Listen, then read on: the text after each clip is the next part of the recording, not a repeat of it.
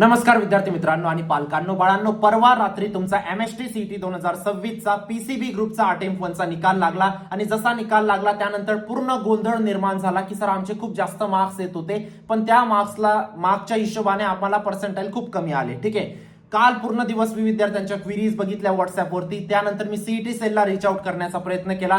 शेवटी माझा CET सेलला contact झाला आणि काय गोष्टी मला समजल्या त्या गोष्टी तुमच्यासोबत शेअर करायच्या आहेत. बाळांनो, प्लीज व्हिडिओला पूर्ण बघा, मध्ये स्किप नका करू आणि चॅनलला सबस्क्राईब करा. बाळांनो, प्रत्येक ठिकाणी मी तुमच्या सोबत उभा आहे. ठीक आहे. जोपर्यंत तुमचं ऍडमिशन नाही होऊन जात तोपर्यंत फक्त तुम्हाला लाल बटनवरती क्लिक करून ठेवायचंय. स्वप्न आहे महाराष्ट्रातल्या प्रत्येक विद्यार्थ्याला एक चांगल्या कॉलेजपर्यंत पोहोचवण्याचं. प्रॅक्टिकली ते पॉसिबल नाहीये, पण ऍटलीस्ट जे आपल्या चॅनलशी जुडलेले आहेत त्यांना एक चांगल्या कॉलेजमध्ये पोहोचवण्याचं. ठीक आहे. नक्की चॅनलला सबस्क्राईब करा आणि व्हॉट्सअप ग्रुपला जॉईन करा. कॅप राऊंड रिलेटेड सगळ्या अपडेट्स तुमच्या व्हॉट्सअप ग्रुपला टाइम टू टाइम येत असतात, म्हणून व्हॉट्सअप ग्रुपला लगेच जॉईन करा. ठीक आहे.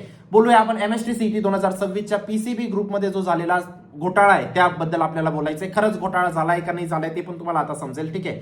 आता हे भरपूर मला कॉमेंट्स आले होते. ठीक आहे. हे कॉमेंट्स मी तुम्हाला मागच्या व्हिडिओमध्ये पण दाखवले होते. 143 मार्क्सला 51% 152 मार्क्सला 23% 85 मार्क्सला 19% 162 मार्कला 51% असे भरपूर कॉमेंट्स आहेत, तुम्ही इथं बघू शकता. ठीक आहे.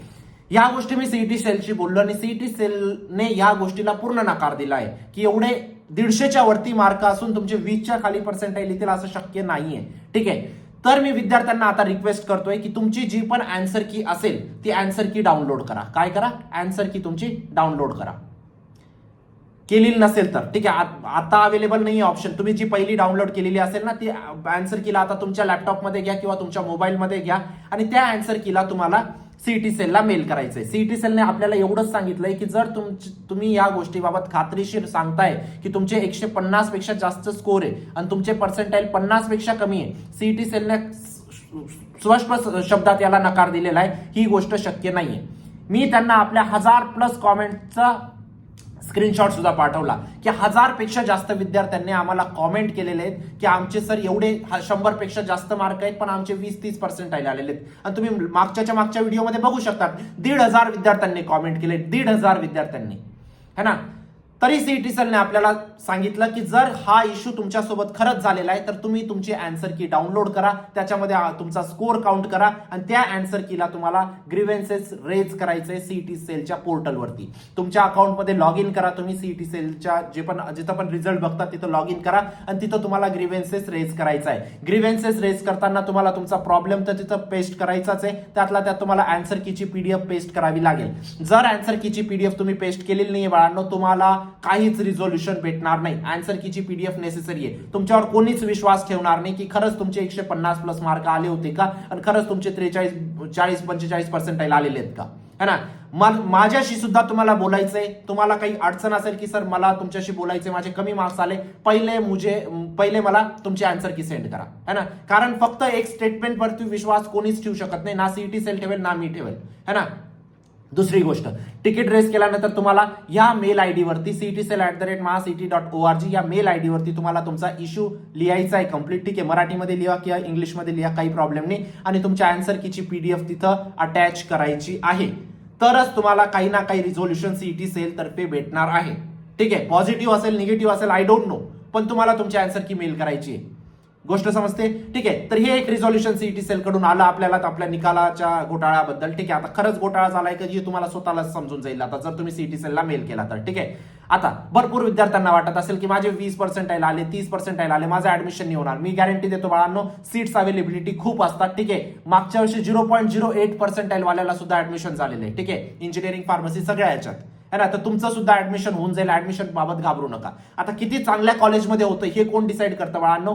ती डिसाईड करतं तुम्हाला तुमची पर्सनल काउन्सिलिंग. तुम्हाला बाकीच्या विद्यार्थ्यांपासून पुढे जावं लागेल आता, है ना. आणि ते कोण डिसाईड करतं? तुमची पर्सनल काउन्सिलिंग. जरी कमी मार्क आले असतील, जरी कमी पर्सेंटाइल आले असतील, जर पर्सनल काउन्सिलिंग व्यवस्थित केली तर तुम्हाला कमी मार्क्सला सुद्धा एक चांगलं कॉलेज लागू शकतं बाळांनो. तुम्ही लास्ट इयरची रिझल्ट आपले बघू शकता. ठीक आहे. पहिल्यांदा मी तुम्हाला अनाऊन्स करतो की महाराष्ट्राची नंबर 1 पर्सनल काउन्सिलिंगची बॅच लॉन्च केलेली आहे. लिंक डिस्क्रिप्शन बॉक्समध्ये टाकलेली आहे. जरी तुमचे कमी मार्क आले असतील बाळांनो तरी एक टॉप टियर कॉलेजमध्ये ऍडमिशन पॉसिबल आहे, शक्य आहे. कारण अजून 50% काम तुमचं बाकी आहे बाळांनो. तुम्ही लास्ट इयरचे रिझल्ट बघू शकतात, विद्यार्थ्यांचे खूप कमी पर्सेंटाईल होते, खूप कमी मार्क्स होते, तरी ते आज महाराष्ट्राच्या नंबर 1 कॉलेजेसमध्ये शिकताय. का रे बाळांनो? फक्त योग्य काउन्सिलिंग केली, योग्य कॉलेज लिस्ट बनवली. कारण कॉलेज लिस्टमध्ये एक सुद्धा कॉलेज खाली वरती झालं ना, तुमचं तिथं ऍडमिशन कॅन्सल होऊन जातं बाळांनो.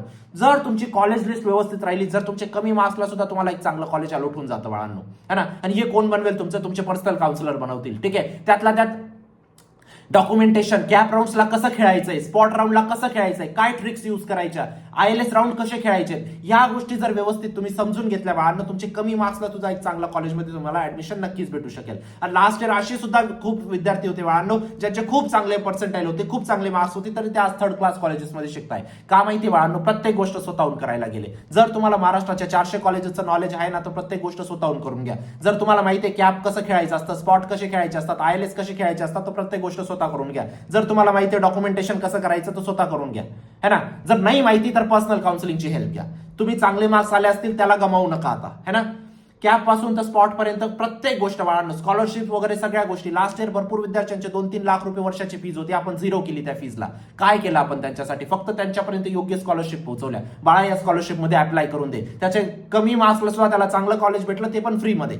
हे तुमच्यासोबत सुद्धा शक्य आहे. म्हणून नक्कीच एनरोल करा बाळांनो. एक पर्सनल काउन्सिलर तुम्हाला असाइन केला जातो. तो पर्सनल काउन्सिलर नेहमी तुमच्या सोबत असतात. कधीही काही डाऊट आला तुम्ही त्यांना कॉल करा, मेसेज करा. Unlimited call, unlimited messages. ठीक आहे. वेळोवेळी तुम्हाला प्रॉपर सेशन्स भेटतात ऍपमध्ये. ठीक आहे. तेच पर्सनल काउन्सिलर तुमची कॉलेज लिस्ट बनवतात. तुमचे पर्सेंटाईल किती, कॅटेगरी कोणती, कोणत्या सिटीमध्ये ऍडमिशन हवंय, कोणत्या ब्रांचमध्ये हवंय, सगळ्या तुमच्या रिक्वायरमेंट समजून त्यानुसार प्रत्येक कॉलेजमध्ये चेक केलं जातं कुठं तुमचा नंबर लागतोय, त्यानुसार तुमची कॉलेज लिस्ट वगैरे बनते. तीच कॉलेज लिस्ट तुम्हाला सीईटी सेलला सबमिट करायची असते, जेणेकरून एक कमी मार्क्सला पण आपल्याला एक चांगलं कॉलेज टार्गेट करता येतं. ठीक आहे.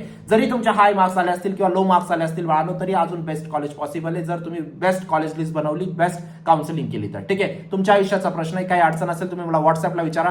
कॉल रिसीव्ह करणं एवढं पॉसिबल नाहीये माझ्यासाठी शक्य. ठीक आहे. जे विद्यार्थी एनरोल असतात पर्सनल काउन्सिलिंग मध्ये, त्यांच्यासाठी पर्सनल काउन्सिलर नेमलेले असतात. ते नेहमी त्यांचे कॉल उचलतात, मी पण त्यांचे कॉल उचलतो.